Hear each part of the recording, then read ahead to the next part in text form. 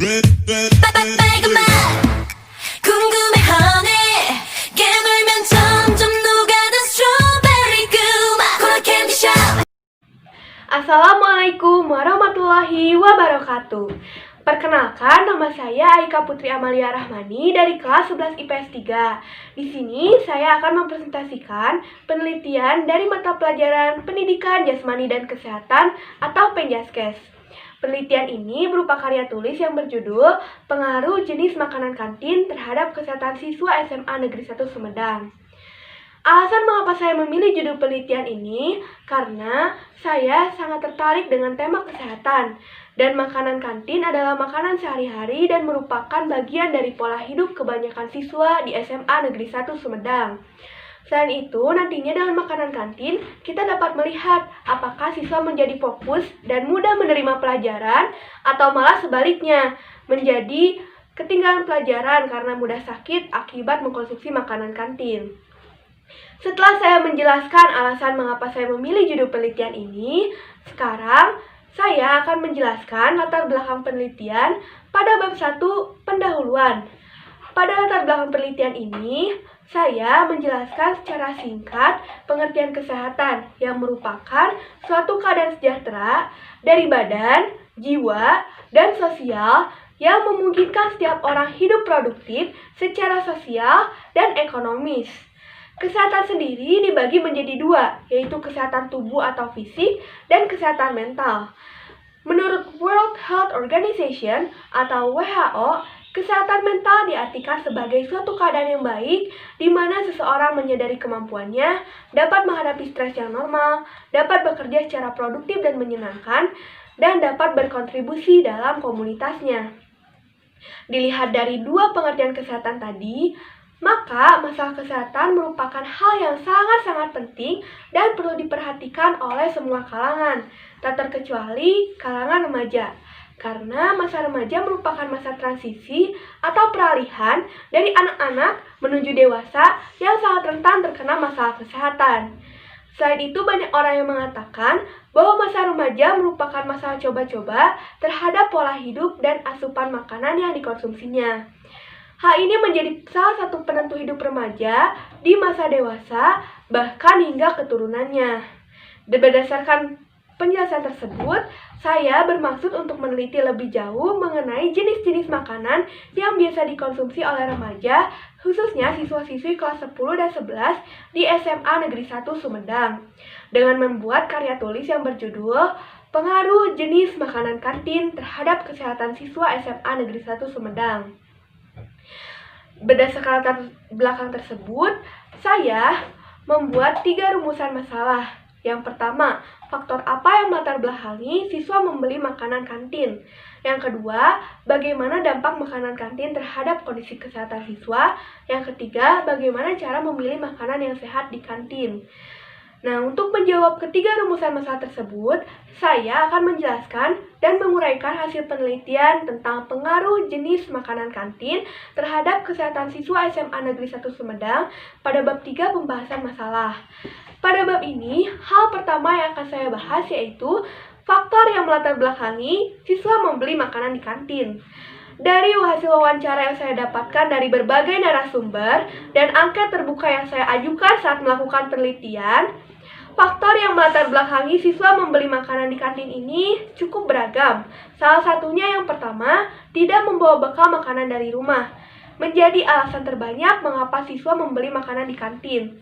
Beberapa siswa juga mengaku bahwa membeli makanan di kantin lebih praktis daripada membawa bekal makanan dari rumah. Selain itu, waktu yang tidak cukup untuk menyiapkan bekal makanan dari rumah membuat siswa membeli makanan di kantin. Yang kedua, sekolah tidak mengizinkan siswa membeli makanan di luar area sekolah. Karena pihak sekolah tidak mengizinkan siswa untuk membeli makanan di luar area sekolah saat istirahat, maka siswa membeli makanan di kantin. Yang ketiga, lapar dan untuk mengganjal perut. Beberapa siswa mengaku mudah lapar dan harus mengganjal perutnya dengan membeli makanan kantin. Nah, itu dia 3 faktor yang melatar belakangi siswa membeli makanan di kantin. Faktor-faktor tersebut merupakan jawaban yang paling banyak dijawab oleh kelas 10 dan 11. Setelah tadi kita membahas faktor apa saja yang melatar belakangi siswa membeli makanan di kantin, sekarang kita akan membahas bagaimana dampak makanan kantin terhadap kondisi kesehatan siswa. Dari hasil penelitian yang saya lakukan, makanan kantin sendiri memberikan dampak positif dan dampak negatif bagi kesehatan siswa. Sekarang kita akan membahas dampak positifnya terlebih dahulu. Jadi, dampak positif makanan kantin terhadap kondisi kesehatan siswa yang pertama, membuat siswa konsentrasi belajar karena makanan kantin membuat energi siswa terisi. Yang kedua, siswa mengaku senang membeli makanan di kantin karena makanan di kantin sangatlah beragam. Dengan demikian, kebutuhan gizi siswa yang sangat beragam juga dapat terpenuhi dengan baik. Seperti nasi yang mengandung karbohidrat, ayam, tahu, tempe yang mengandung protein, dan sayuran yang mengandung berbagai macam vitamin dan zat besi. Semua itu dibutuhkan siswa agar mereka mampu menerima pelajaran dengan baik di kelas. Nah, setiap hal kan pasti memiliki hal positif dan negatifnya masing-masing. Begitu pula dengan makanan kantin. Jika tadi kita telah membahas dampak positif dari makanan kantin, sekarang kita akan membahas dampak negatif dari makanan kantin itu sendiri. Yang pertama, siswa menjadi boros dan kesulitan menabung. Siswa yang membeli makanan di kantin harus mengeluarkan uang sakunya, sehingga siswa yang membeli makanan di kantin cenderung lebih boros dibandingkan siswa yang membawa bekal makanan dari rumah. Yang kedua, ada beberapa makanan kantin yang mengandung zat kimia dan pengawet, sehingga beberapa siswa mengaku pernah jatuh sakit setelah membeli makanan kantin. Makanan kantin yang mengandung pengawet dan zat kimia yang sering kita temui yaitu saus yang menjadi pendamping beberapa makanan. Dan itu dia beberapa dampak positif dan dampak negatif dari makanan kantin terhadap kondisi kesehatan siswa. Dan yang terakhir pada bab ini, kita akan membahas cara memilih makanan yang sehat di kantin.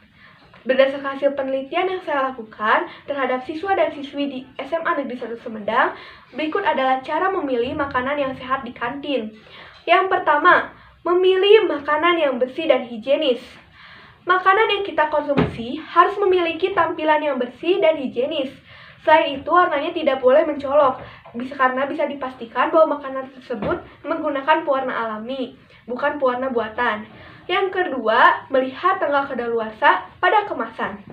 Jika kita hendak membeli makanan dan minuman pada kemasan di kantin, hal pertama yang harus kita lakukan adalah mengecek tanggal kadaluarsa pada kemasannya.